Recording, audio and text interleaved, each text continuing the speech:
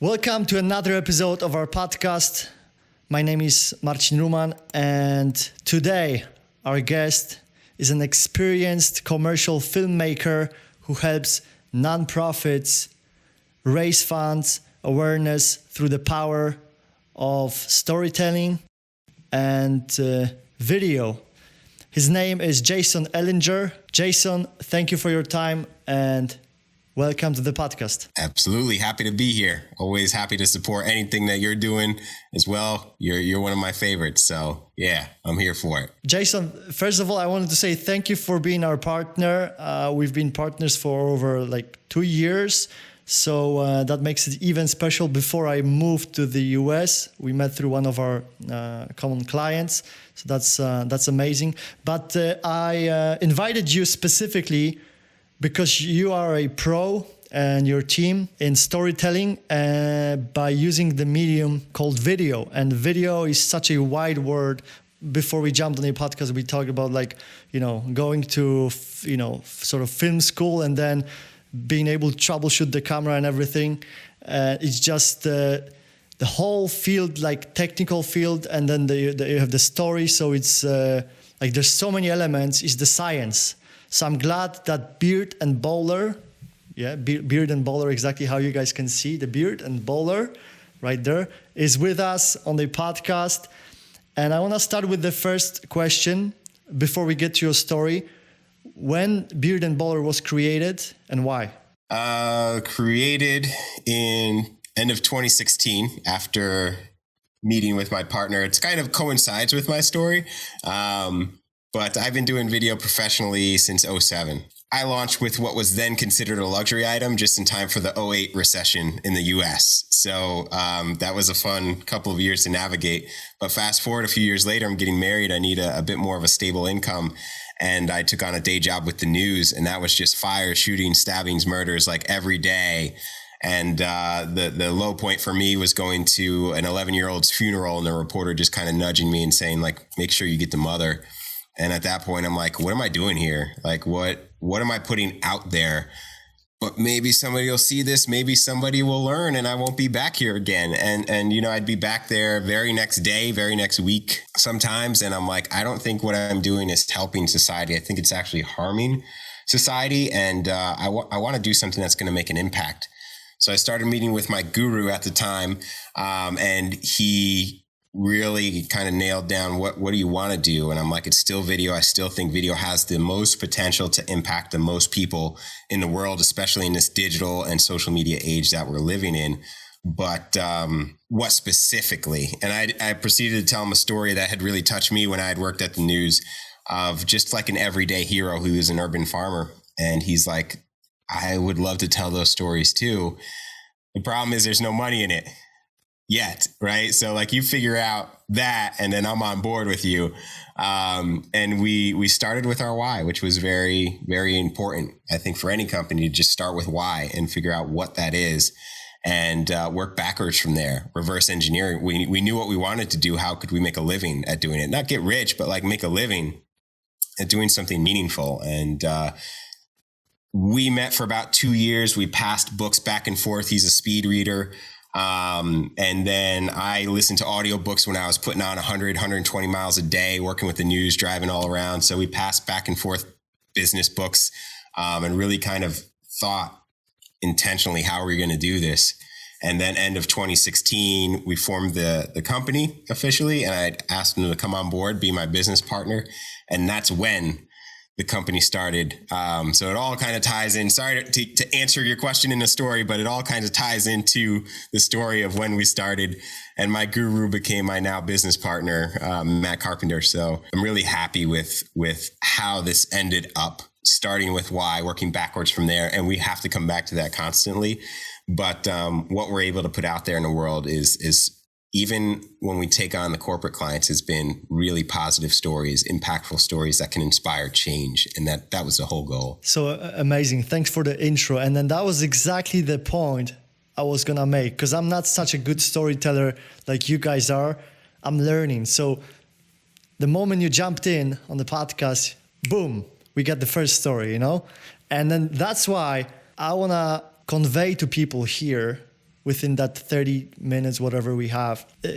How important it is to learn, maybe a few tricks and techniques to tell stories, because we all do tell stories, like we can easily tell the story of our lives. Like, so, but it's very emotional, and then there's a lot of like the privacy stuff and everything that people say, it's private, it's mine, I don't want to share that story, but it's totally different for you, So we're going to go right away to the meat, and then we'll kind of dig into your story deeper. So let's start maybe with, what is storytelling, why people need it, and maybe a few, techniques how to do a good storytelling. Story is becoming a term that is largely overused now because everyone's a storyteller, right?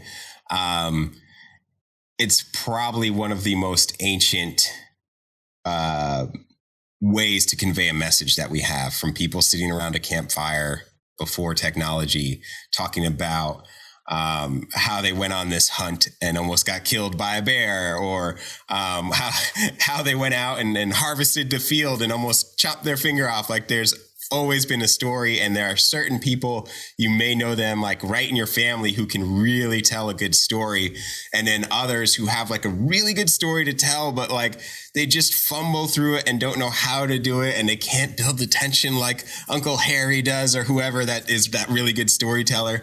And I think people don't understand that there's a technique to it, and there are very strict elements that you have to stay within when you're telling a good story.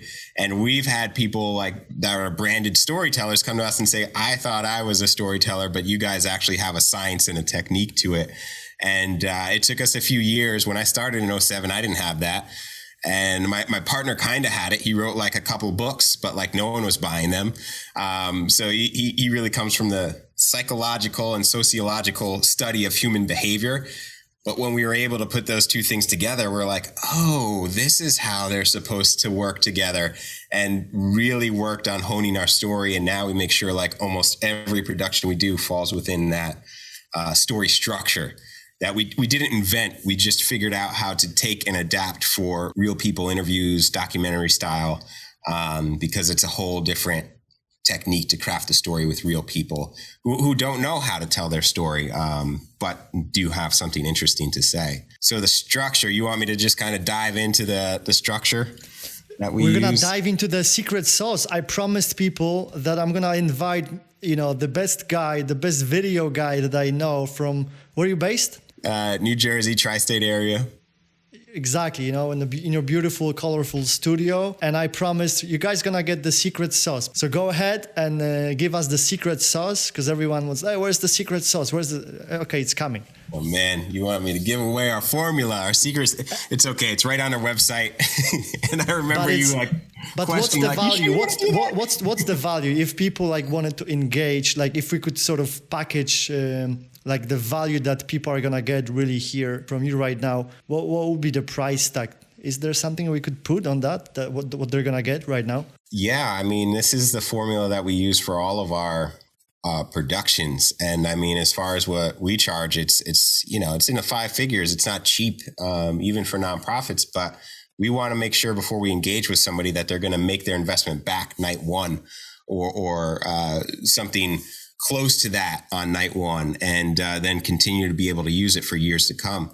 And once you figure out this formula, it's kind of like the glass is shattered, and you see it in every TV show you watch, and you see it in every movie that you watch, every successful movie. Yeah, it's the Matrix. And I have to say that with a disclosure, because I've ruined a few people. Now they watch commercials and they just see this story structure that's so prevalent everywhere.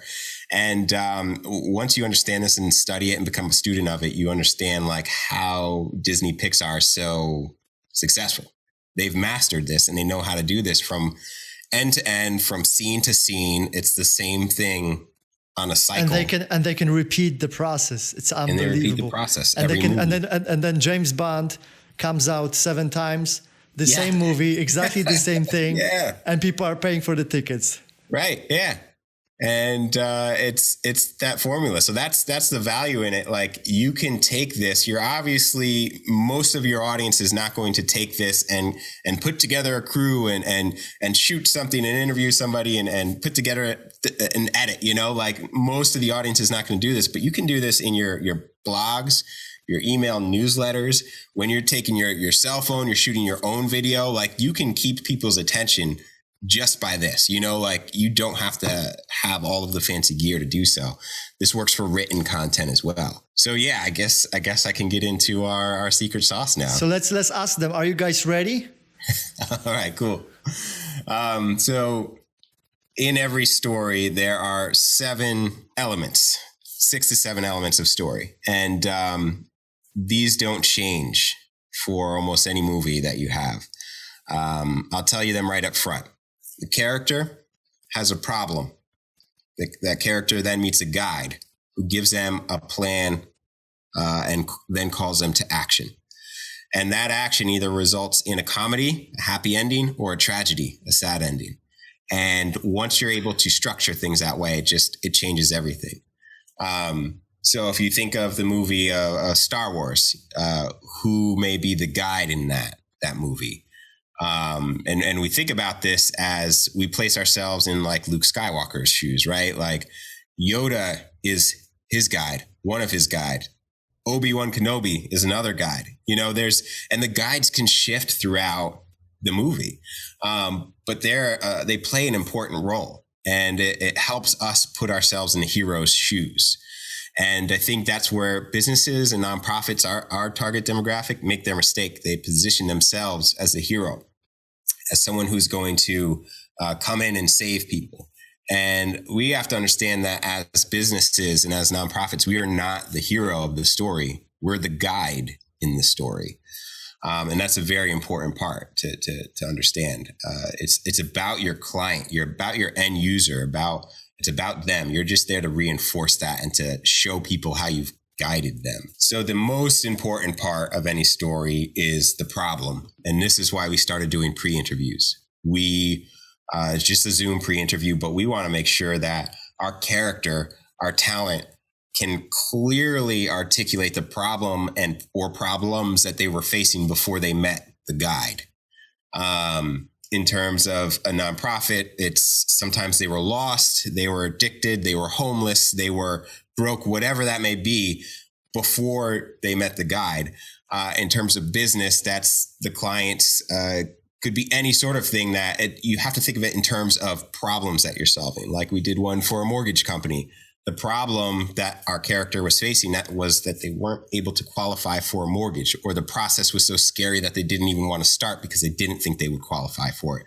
So if you can clearly address that problem that your user, your client is facing, you can take people on this journey with yourself as the guide, and having that person see themselves in your character, self-selecting, self-identifying with said character.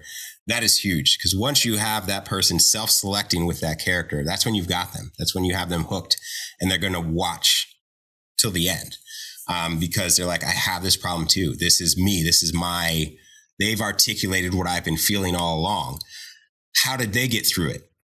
Look to the guy. That's how you structure that. But that problem is the most important part of it.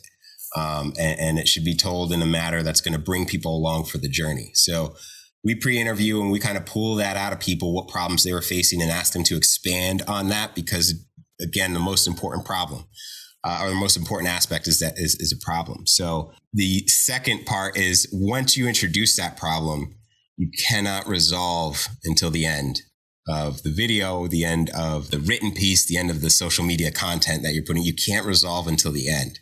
That's how you keep people's attention, is holding that tension until the very end. So introduce a problem, don't resolve to the very end. The guide comes in, gives the character a plan, calls them to action, really emphasizes what could be at risk if they hadn't met the guide, so people know that there's still danger there. And then at the very end, you have resolution. And you can time this. Like, if you watch, I've been watching a lot of Disney movies lately. Man, with my 2-year-old, I'm timing it. As soon as the villain disappears, as soon as the threat is gone, there's probably between 5 and 8 minutes till credit rolls. That's it.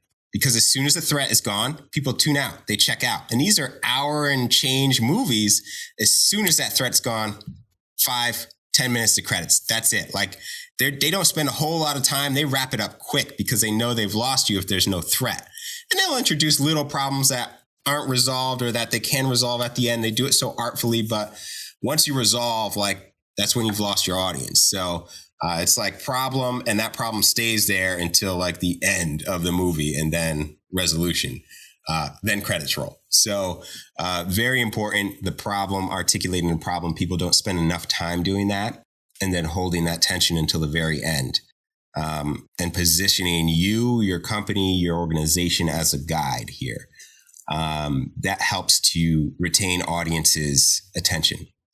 And helps them to identify with your character. You want them to identify with your character and look to you as the authority voice. So that is our secret sauce in a nutshell. When nonprofits come to us and we have to tell them, no, we're not going to interview all of your board members because people don't care. No, we're not going to pack this video with information and screens and calls to action, because when you do that, your audience goes cold. Any place this video appears, they'll have copy around it, whether social media, 2 to 3 paragraphs, email. If you're setting it up for an event, you can set that up with words. Don't jam pack it with information. The video has one job, and it's to move somebody emotionally just enough so that they're ready to take that next step. The next step is simple CTA, one CTA, call to action. Donate here, visit this website, subscribe here, simple CTA. But your video's job is not to convey a ton of information of all the people that you help or the statistics of the town. Like, it's just to move somebody emotionally enough to invest in your company, your organization, to get to that next step. So that's a critical thing that I go over most of my calls with. Like, you don't need that. You don't need that. You need a story. Show me how you've helped someone get from point A to point B. And you're the guide connecting these two dots here. And that's all that you need to focus on. Anything other than that is noise. And we typically remove a lot of that from. Thank you for sharing. And then when, as you were talking about the secret sauce, as you were explaining the steps, I recalled a conference in Miami that I attended. And there was that guy selling some software, because I wanted to, see how they pitch and how they do it, And then they did exactly what you said. They were telling transformation stories, how a broken mother used that software and she became happy.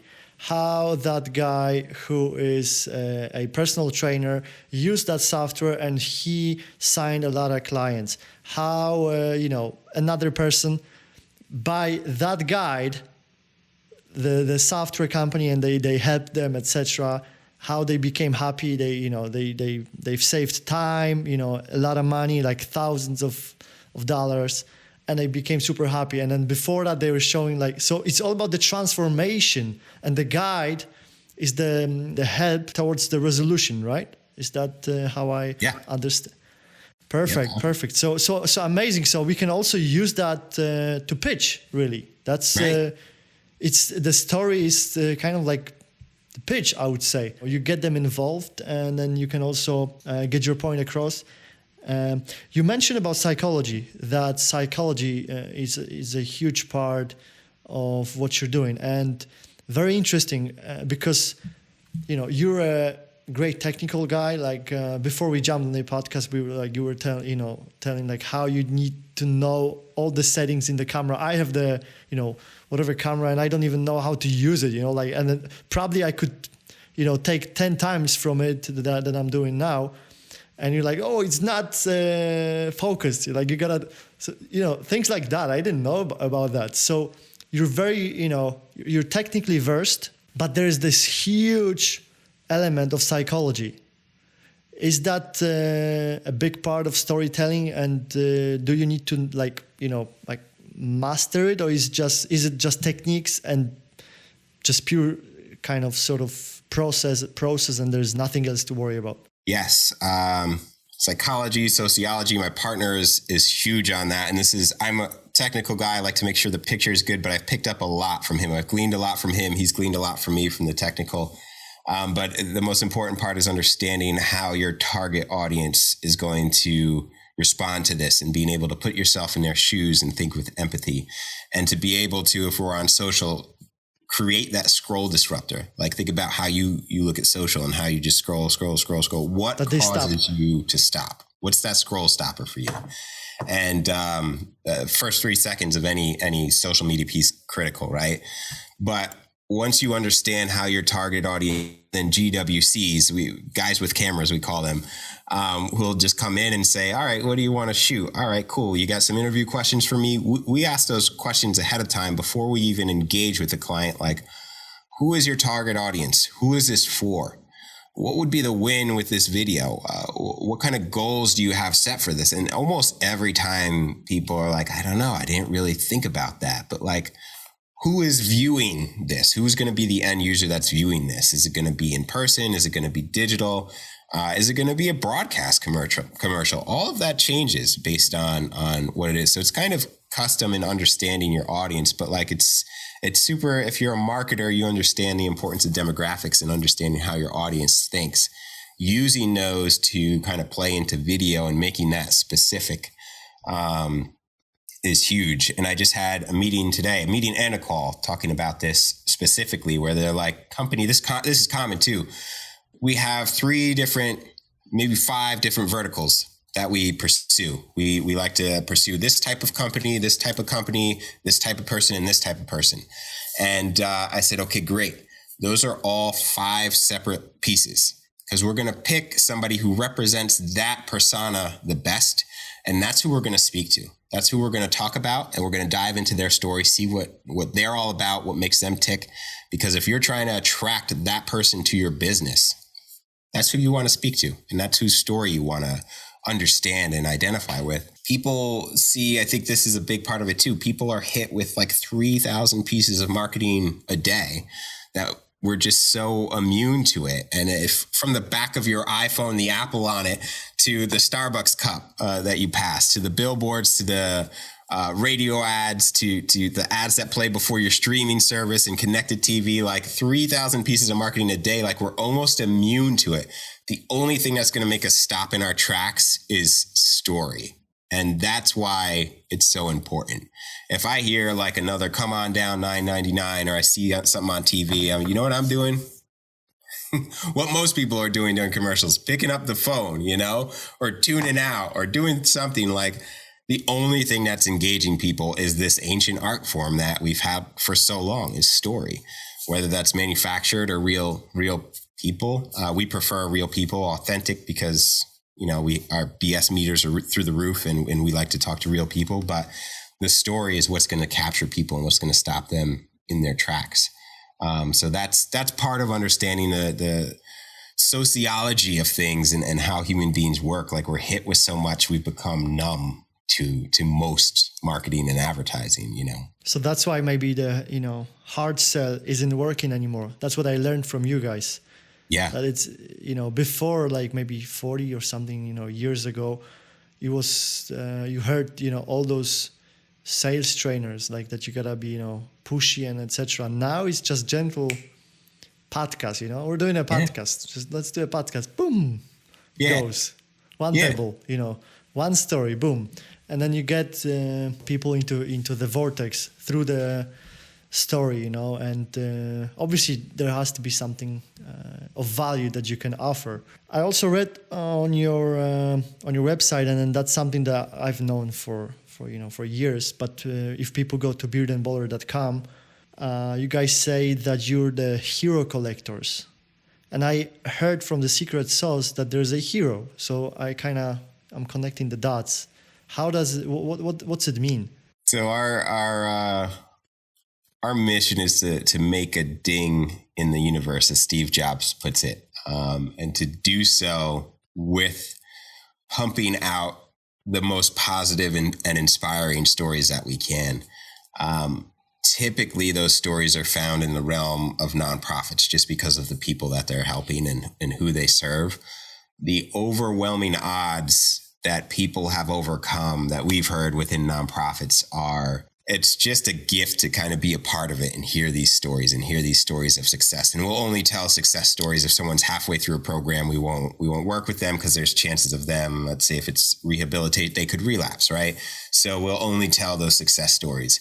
And in marketing that, as the hero collectors, the guys that work with nonprofits, something kind of funny happened. It attracted, we have almost no corporate work up there. It's small, tucked away in a small section of the website. And I asked you, Emersoft, to do that intentionally. And I wasn't sure how people would react to that, but it's attracted businesses to us, but not all businesses, only the ones who are daring enough to say, we have a story, we're good people too.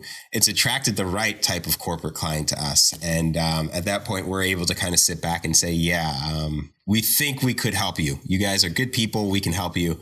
And it kind of gives us a little bit of hand in deciding what corporate clients to take on. But focusing really on the hero stories, the stories that are going to make an impact instead of like, we can do this for your brand. You know, it's really shifted that dynamic of who we're attracting inbound, you know. So is that why you guys focused on nonprofits? Why is I'm very curious because you could be doing work for like I see other businesses like video. They're doing like weddings or other stuff like that, and it's very broad. Like, oh, we're gonna do marketing, video marketing for you, or social media marketing. What's it mean? Like, it's so broad. And when I hear that, you don't even know my business. Like, I mean, maybe you can. And then you also said that related to psychology and demographics. So maybe you can elaborate more. What's the why behind working with nonprofits? I think we always have to come back and see if this project aligns with our mission. Even with the few corporate clients we choose to work with, does this project align with our mission of pumping out positive and inspiring, you can do this too sort of content? Most of that's found in the nonprofit realm. So that's where it aligns with our mission. But I think it's very important to come back to that. And that's something that we're doing constantly, just to kind of see if this project's going to measure up with what our mission is. The psychology of it, if we're going that deep, is maybe could you expand on that question a little bit for me? So what I meant is like, why nonprofits? Like you could focus on any niche. Yes. Okay. That's what I remember I was going to say. That was a niche that really kind of aligned with our values. So we sought to pursue that. And it really kind of it was a piece of advice that a sales trainer gave me. And I've heard it before too, to really niche down and to make something your specialty, make yourself the expert in something. And in working with nonprofits, that was something that we could stand behind because it aligns with our mission, but also we sort of became experts in that field. The big video at the gala that you play right before the ask was our specialty and still is our specialty. And we became experts at that. And I asked him, I was like, what happens to all of the other clients you could potentially work with? And he said to me something I'll never forget. He's like, they will always come to you and ask like, but do you do this as well? And that like blew my mind, and instantly 10 years of experience came back to me to like all of this marketing we've done as the hero collectors. And I still get the same small agency coming back to me for this slideshow for an awards dinner, and I can't remember what he helped us get started. So I'll put an assistant editor on it or something, but like it reminded me of that almost immediately. They will always ask if you do something else. So niching down was like important for us, but also to pick a niche that we could love and stand behind and thrive with. And then it attracts like the right sort of people. You talk about weddings. That's where I got my start in 2007, doing my wife's friends' weddings, like that's where I was at. Like it was a paycheck. Was it your wife already or? she was my girlfriend. All her friends in college were getting married. So I just tagged along, and I'll never forget my first dollar I made. It was $260 folded up in this pink church bulletin that was given to me cash. And I was like, I still have that envelope to this day. So it was a milestone as a business owner for me, but like it wasn't, and you can easily get caught up in that. But until you really sit down and say, what is my why? What is why I'm here? It can get muddy quick. And we've worked with those big brands, Condé Nast, L'Oreal, Vibe Magazine, like to name a few of the big corporate clients that we've worked with. But again, like it's a nice, impressive portfolio, but what's the impact? Like at the end of I've heard that we all love money, but at the end of the day, what's important to all of us is impact. Yeah. But we all need money to make that impact. That's the whole point, you know? I think the magic happens when you align that why with actually being able to create a salary at doing what your why is, you know? Exactly. So Jason, that's going to be a great segue to your story and kind of going back to the roots. But before we get there, I know that you guys have created a few viral videos. Can you tell us, how you guys created those viral videos and what you've learned from that, so that people maybe can also take away something from those learnings? The viral videos that we have they've been on Facebook. We've had one on Facebook. And then that really kind of went like a couple 100,000 views, ton of engagement, where all the stars kind of aligned. But it took us a while to get there. We then started using my profile on LinkedIn because I had spent years building up connections in the industry and marketing industry and thought that would have the biggest bang for our buck. And I'd get a semi-viral hit, like once every year, maybe twice a year.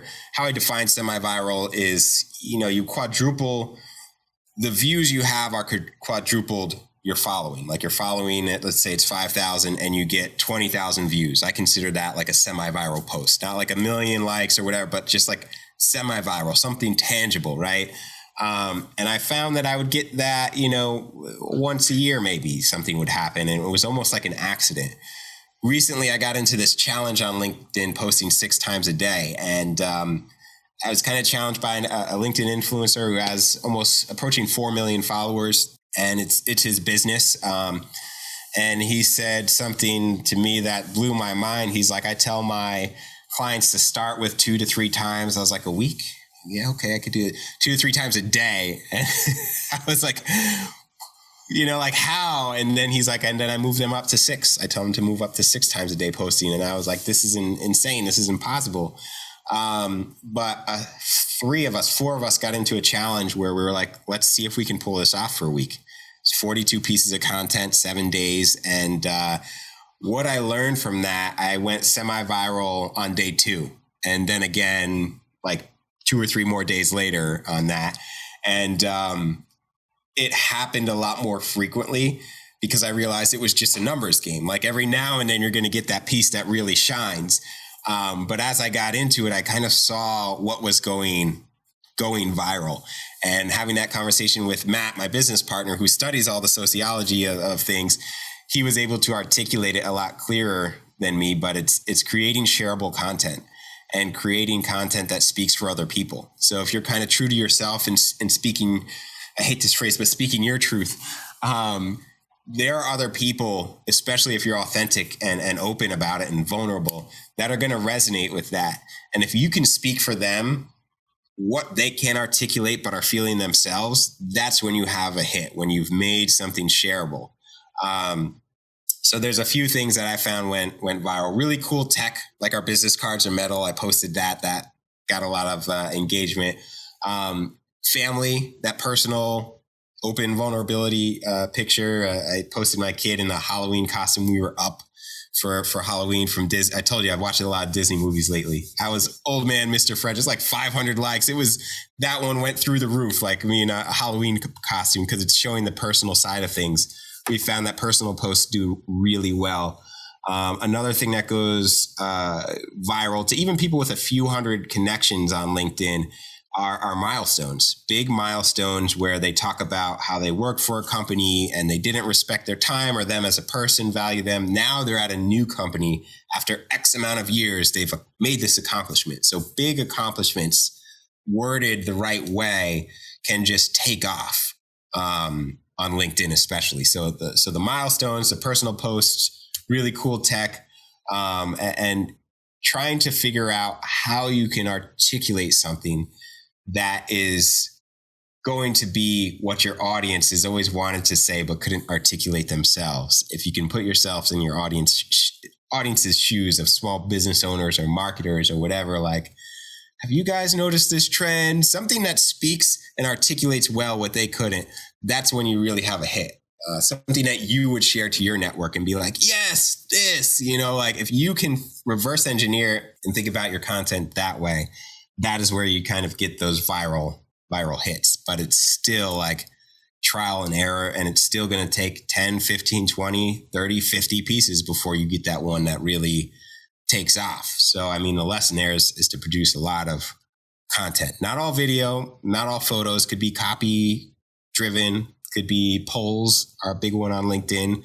I posted like, do you have a smart home yet? Google, Alexa, or Siri, or nope. And that one for some reason struck a chord and everyone was like, I'm not doing, the government's listening, and people really went nuts over that. So it's interesting to see. I had no idea.